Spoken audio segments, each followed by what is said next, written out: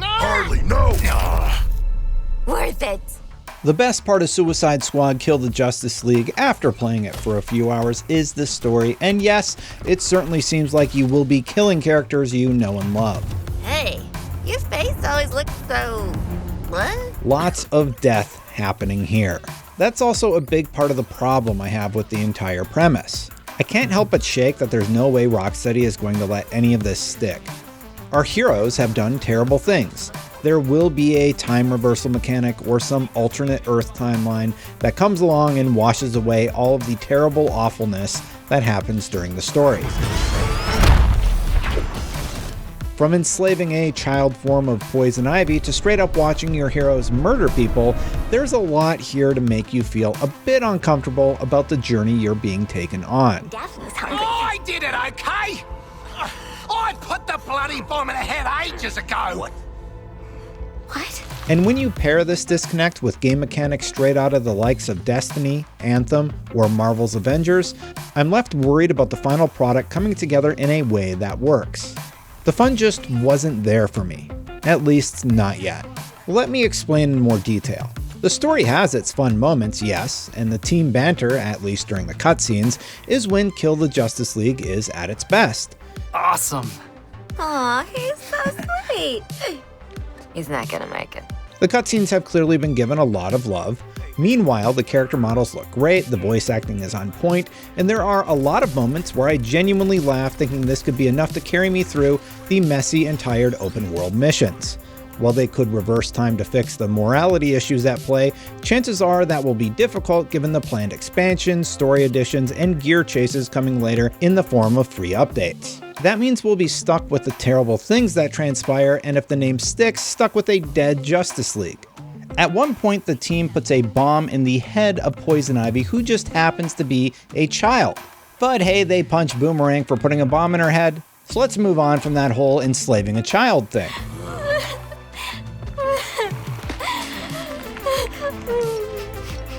I get it's Poison Ivy and this is kind of Waller's thing, but I'm using it to illustrate a point. All of these things in one package feels like an odd mix. Rocksteady had a winning formula with the Batman games and is trying to write a completely new book, but so far, lightning is not in this bottle.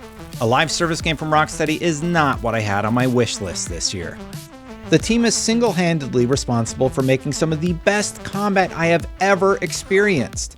The Predator sections in the Arkham series also allowed you to tackle them with stealth or brute force, adding further flavor and variety to Bruce Wayne's vigilantism. To this day, in fact, you can find ridiculous takedown montages on YouTube and TikTok for Batman Arkham Knight. Unfortunately for Suicide Squad, once the fun story bits end, you're left with a much less inspired combat system, and an open world that's filled with tedious tasks that are more about grinding through traditional tropes like point defense or collect the material and turn it in. There are shining moments with the combat, such as the powerful feeling of takedowns, and there does seem to be some depth to the build variety, but you'll do it surrounded by teammates who won't shut up with their quips, which quickly becomes annoying. Feels good to be an apex I might predator. look chill, but that's just my UX design. Sometimes it's to the point that you'll get 2 to 3 lines of dialogue overlapping while you're just waiting for your crew at a checkpoint. And when the combat does start, it has its fun moments, but it also has weird issues like long animations to regen your shield, or you'll get knocked out of an animation for unclear reasons. I thought it was just me, but it also happens in this provided footage straight from WB. While we have this provided boss fight footage against the Flash to reference, I just want to mention that I found this fight incredibly annoying. There's no indication of where the Flash is most times, and he's the Scarlet Speedster, so he's just constantly zipping around the map. That didn't make the fight hard, it just made it frustrating.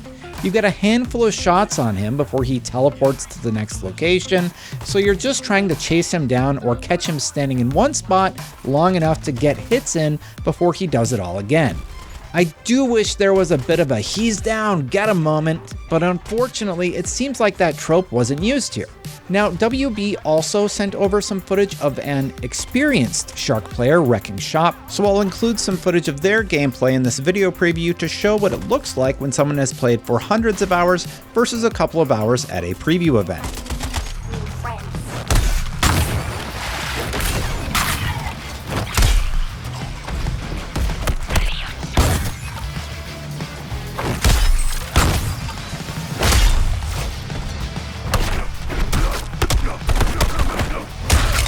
In the open world, however, missions tend to favor many of the tired and true types, which makes them feel a bit like uninspired filler. Like, stop me if you've heard this one before, you defend a point from waves of enemies that spawn. Sound familiar? Now imagine every time you defeat a handful of these enemies, you just stand around waiting with nothing to do. This was exactly what happened during one of the core story missions, and the padding feels completely unnecessary. When the next quest started, I stood there while Amanda Waller called my character on comms and bantered with Poison Ivy before sending me back to the other end of the map to save citizens in a flying bus that looked like it's straight out of Fortnite. I hate this, Task Force X. At least the Riddler puzzles are making a return from the Arkham games, bringing at least one familiar fun activity to Suicide Squad's Metropolis. Within this city's fiscal stash, Lex Luthor sits upon your cash. At least I hope they're fun because I didn't actually get to solve any of them. The potential saving grace for all my gripes could be that the whole combat system comes together a lot better when you get to sit down and actually make a build, which we didn't have a chance to do right away at the preview event. For some context, we started playing through the same tutorial from the beta and picking a character, Deadshot in my case. After that, we jumped straight into Chapter 3 where I tried out Shark because the character I had been playing on was taken.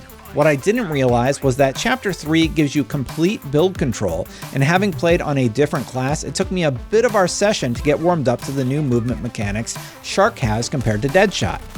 If we look back at that provided Flash gameplay, it looks like the player has a good grasp at movement, but it all comes back to similar core mechanics. Aim gun, shoot gun, and those core mechanics in a game like Destiny really save it.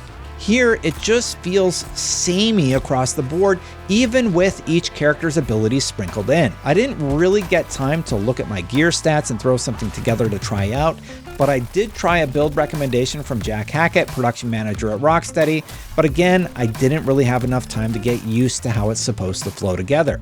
However, his excitement about the build possibilities does continue to give me a glimmer of hope. To give you a taste of what you'll be looking at in terms of complexity, there are weapon afflictions that attach an elemental effect to weapons like Deep Freeze that does cold damage for a period of time. Penguin will let you craft new weapons, shield mods, traversal mods, or grenades. And there are some interesting guns here like Bugs A-Poppin' that will not do damage to a Terminaut, but will slow down every enemy within 10 meters. And there was this one slot machine grenade that was also pretty fun. Each character also has a skill tree they can upgrade, and all of that is on top of weapons and mods that work together to give you passive buffs when you pair, say, 2 gizmo gear pieces together to do more burning damage, but with the trade-off that grenades do 50% less damage, but have a 100% chance to burn all enemies. I know I've been really hard on Suicide Squad Kill the Justice League in this preview, and believe me, I really want to be wrong about it. Not only is Rocksteady one of my favorite developers, but this genre is one I've spent far too much time in across Destiny, Anthem, and yes, even Marvel's Avengers. But while there is a story here that makes me wonder where the heck it's all going, I left the preview even less optimistic than when I came in. Here's hoping Suicide Squad wins me back when it releases on February 2nd. Are you excited about Suicide Squad? Let me know why in the comments below. And for more on all things gaming, keep it right here at IGN. Just checking. We're all seeing that thing, right?